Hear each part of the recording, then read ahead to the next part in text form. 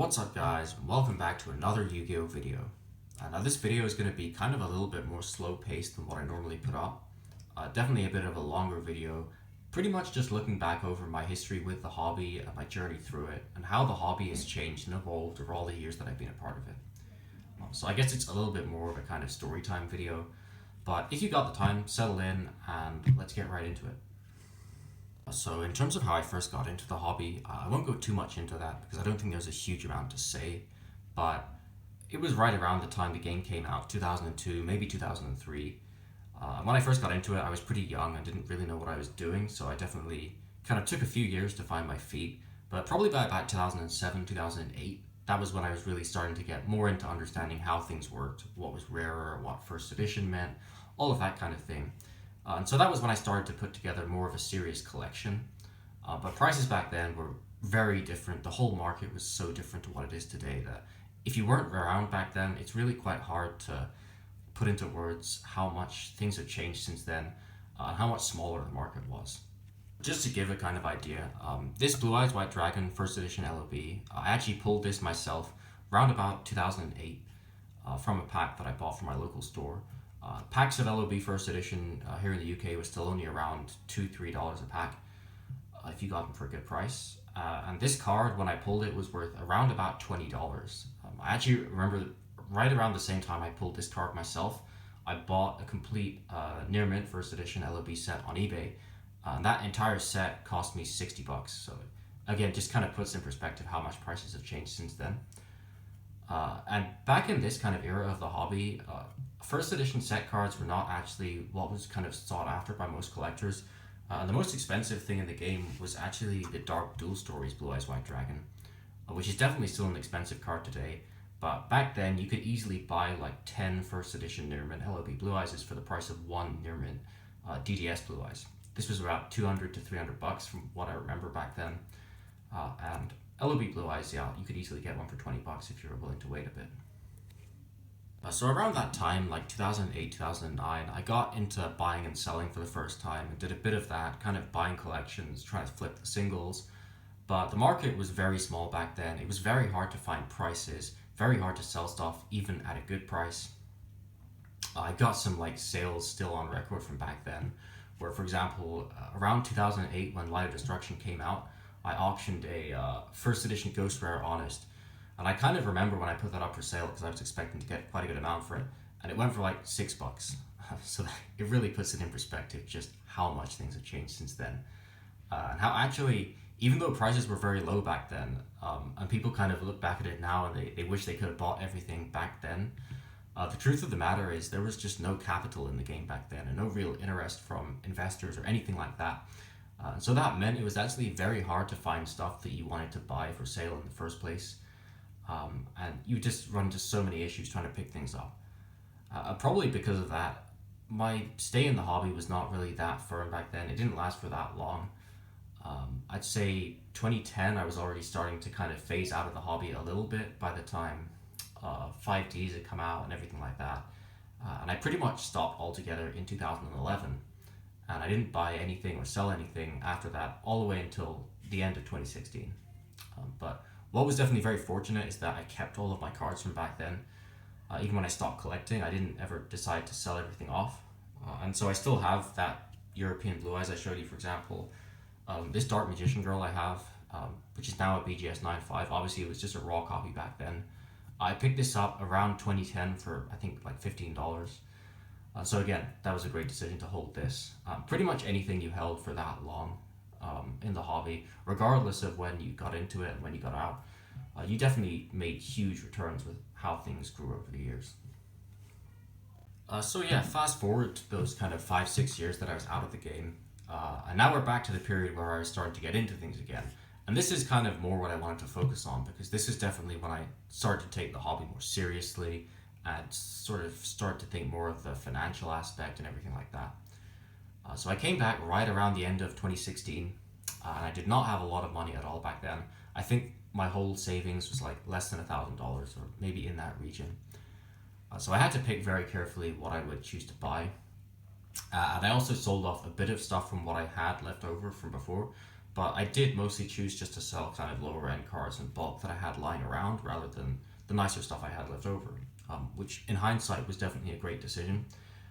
At the time, it was a lot less obvious, to be honest, than what it would be now, because even in 2016, 2017, a lot of those cards like Dark Magician Girl were still probably like $100 to $150. Same with LOB Blue Eyes First Edition for a raw near mint copy. So it was not that same kind of huge return, even having waited 6 years. They'd definitely gone up in value, but it wasn't anything like what you see today, and the prices you get nowadays. So because I started out without a lot of capital in 2017, I didn't really have many options as to what I would buy or kind of what strategies I would go after, because there were a lot of things that I wanted to buy, uh, pretty much just for my personal collection. I wasn't thinking too much about like an investment and selling and that kind of perspective back then.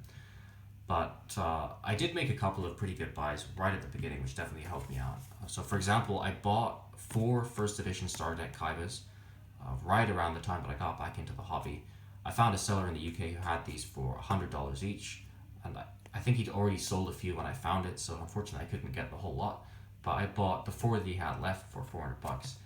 And that was about half of the money total that I had to spend gone into one purchase. And that was kind of gone for a while because I kept these all until 2019 when I started to sell for a few of the extras. But what I did with the rest of the money was immediately start trying to buy and sell collections. And I was kind of buying whole lots, and then I would keep a few things that I liked for my collection, trying to build complete sets and things like that. And then the other cards that I didn't need, I would try and sell them either to just get the money back or ideally to make a little bit of profit on top as well. So just a random example I got from a long time ago. This is, where's the date? This is May 2017. Yeah, there's the date there. This was the little lot of collections I bought, which I actually still remember buying to this day because this was a really good buy at the time. I think the seller who had this had a huge collection and he split it up into something like 9 or 10 lots and put them all on auction.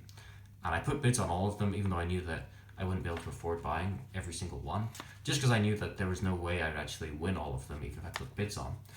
So I ended up winning 3 of them, and I remember out of these 3 lots there was a first edition Dark Magician Girl, most of the first edition North American print MRD Ultras, and then a bunch of other high-end like old school Ultras first ed, and I think some Ultimate Rares from GX as well, stuff like that. So I bought this for £350, which is around about $500 probably at the time, $450, something like that. And then I spent a few months kind of selling all of this stuff as well as a few other things that I bought. And for the most part, because I didn't sell everything, I didn't manage to make a huge amount of profit on it. But whenever I did make a profit back then, I would usually spend it on Legend of Blue Eyes White Dragon first edition. That was kind of my main target back then, because it was still incredibly cheap, and I'd never been able to get it as a kid in North American print because I lived in Europe, so the cards here were all European print. So being able to own the North American version was kind of a big thing for me, and seeing how a lot of the cards were still so affordable, that really made me want to go after them. So the main place I actually used to buy cards from, believe it or not, was trolltoad.com. The reason was that, well, one, they had very easy international shipping for me, so that was kind of a bonus to get out of the way. But also their prices were very fair, and they often had more stuff in stock back then than you could find even on eBay.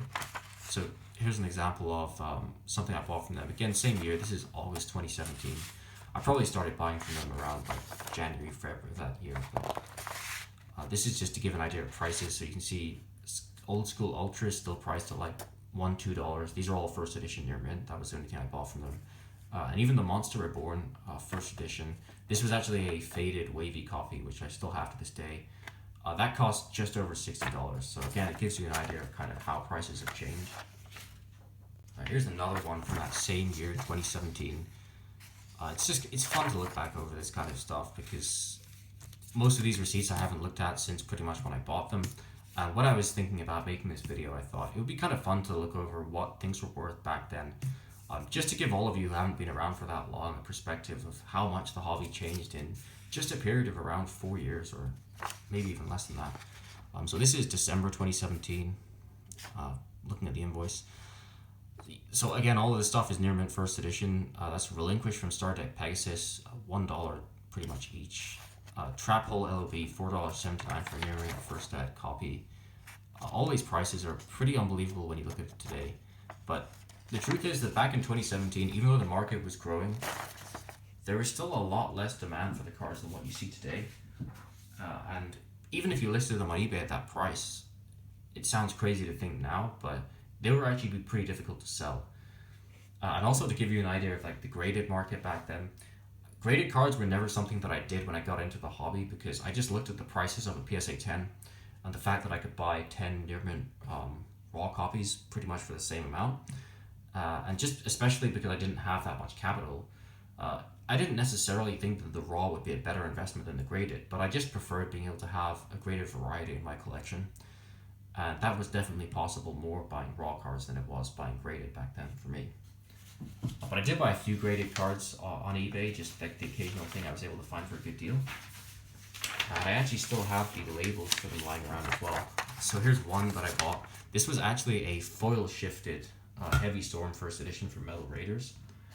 And I bought the card on auction on eBay for, you can see £5 and then £2 shipping. So that's about $10 shipped for the whole thing. And nowadays, I mean, that's less than the cost of grading. You would just never even consider selling an unlimited PSA for that much, let alone a first edition with a foil shift. But again, when you put things on auction back then, especially, there was a real risk that even for a pretty nice card like that, you just wouldn't get any kind of decent price for it, and that's what happened there. And yeah, just one more example of that. These ones I still have the labels for, even though I cracked them a long time ago. So this is a first edition wavy print PSA 8 Blue Eyes, and then a first edition glossy PSA 9 Guy the Dragon Champion. Again, you can see the prices I paid for those. Virtually nothing compared to what they're worth nowadays. I think I cracked them both for my binder at the time because I just didn't have another copy of them. And then I eventually regraded them later, both with BGS. I think they both got, well, the Blue Eyes got an 8.5, the Guy got a 9 again, I think. And I've sold those cards now, I don't have them anymore. But it's amazing to look back over how much that changed in such a short period of time again, and kind of just the whole feeling of the market. Like the idea nowadays that a first edition Blue Eyes in really any grade could be even close to $200 would be hard to imagine.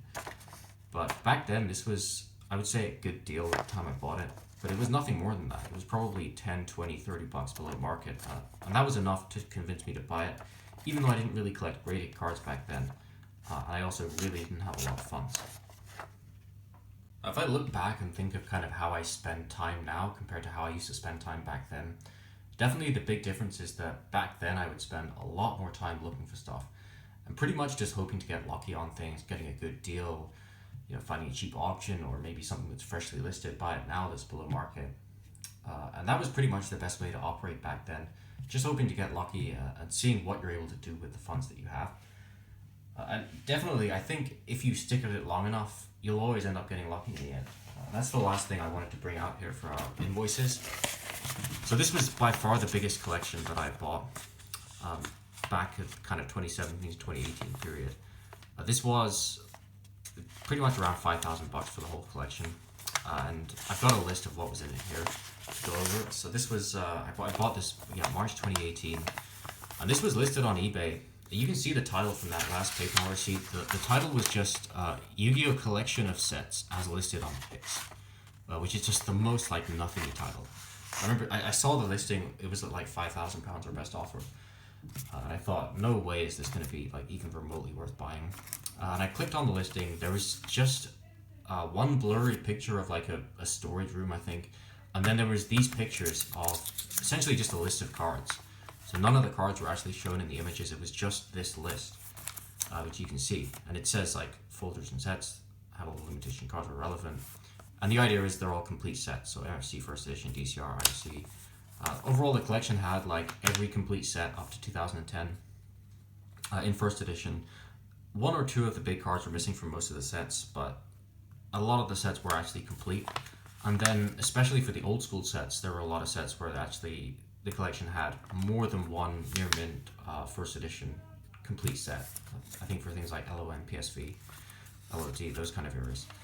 Now, the one big disappointment when I actually went there in person and did the deal for this, which was a really fun experience, like driving up to where the guy lived, giving him the money and collecting the cards. The LOB first edition stuff that was meant to be North American was actually all Asian English, so that was like the one big disappointment when I bought this set. But still, for the price I got it for, like all of the Ultimate Rares and GX were included as well, and pretty much everything the guy pulled himself. A few exceptions where cards were like light plate and near mint, but the majority was near mint to mint, or even gem mint. And yeah, we don't go to the whole thing, but just a huge range of different sets that I bought. And so that paying that $5,000 back then was like a massive stretch for me. That was more money than I had, so I had to go halves with it with a friend of mine. And even then, for both of us, just like coming up with one half of that amount was really not easy back then. But we just about managed to make it work. And then over the next few months in 2018, I didn't really buy a lot of stuff because I was just completely wiped out by that. But I was just gradually flipping sets from that whole collection to try and get the cost back. And then after I got that, I was sort of choosing what I wanted to keep and thinking about like grading for the future, because there was a lot of stuff that had good grading potential in there as well. And I definitely sold some things which I do regret from that collection, especially the European stuff. There was a full European LOB to LON collection of first edition sets. Those were all pack pulled by the guy, but I sold them for like about 250, 300 bucks a set for MRD to LON, and then I got about 1K for the LOB, which back then was a great price, but those cards were a lot rarer than I realized back at the time that I bought the collection. And that's unfortunately just something that I think you'll always experience in the hobby, is that kind of lack of experience and the lack of feel for what is rare and what's not rare. Because back then, European cards were extremely undesirable to most collectors, I would say. And so as a result, I just kind of dumped them and thought that would be the best thing to get rid of. But actually, in hindsight, they're just incredibly rare to find in that shape. And so even now, where the market is not that developed for European cards, there's definitely a lot of potential in them. They're worth a lot more than they used to be. And a lot of those things which I sold back then, there's no way I can ever buy them back now. It's not even about price with a lot of things like that. It's just simply the fact that they're not out there to be purchased. So yeah, over the course of like 2018, 2019, the market really started to pick up a lot. It was already growing in 2017 and early 2018, but just to give like a kind of reference point, at the beginning, like March 2018, LOB Blue Eyes first edition PSA 10, even in wavy print, was worth just over $2,000, around that mark. Then in mid 2018, there was a sale for $5,500, which kind of blew everything out of the water for that card. And that was kind of when everything started to snowball a lot more quickly. Cards started to really spike in price a lot more than, to be honest, I had ever expected, even buying the cards a year or two earlier than that. I'd always thought there was some growth in them, especially looking at kind of how the Pokemon market had grown to that point. But I definitely hadn't expected growth on that level. But to be honest, it didn't affect me that much in terms of my decisions, because I would still kind of just do the same model that I'd been doing for the last year and a half. I would buy collections, sell them, and then dump the rest of the money into other cards. But increasingly, I would look to only keep what was gradable from what I had and kind of sell the rest, because I was kind of becoming more aware that realistically, the money would always be in graded cards in the hobby if you're talking about set cards. And owning raw near mint copies is definitely like an enjoyable thing, and for my binder collection, that was still what I wanted to do. But looking at things more from a financial perspective and kind of realizing how much value I had amassed in the TCG in that time, I definitely started to have more respect for graded cards as a result. And so 2019 was kind of when I started to get into that actual aspect myself and sending my own cards off to be submitted finally. By that point, I had a huge pile of cards. I had like almost 100 first edition LOB hollows that I thought were worth submitting, like a full MRD set, most of the old school sets, to be honest, like at least half of the hollows from them, a lot of ultimate rares as well. Here's like a random example of something I bought late 2018, definitely with more of an idea of flipping it. This was from Troll and Toad again. This is a Dark Magician faded first edition from LOB, wavy print. That was 220 bucks back then, which was a good deal at the time. That's now a BGS 9.5. This one, actually, this particular card, I had to grade it a few times because I kept getting the 8.5 on centering, which I thought was a little bit too harsh. But that kind of thing, buying cards and grading them, was increasingly like the model, I guess, for how I thought the best way to proceed in the hobby was.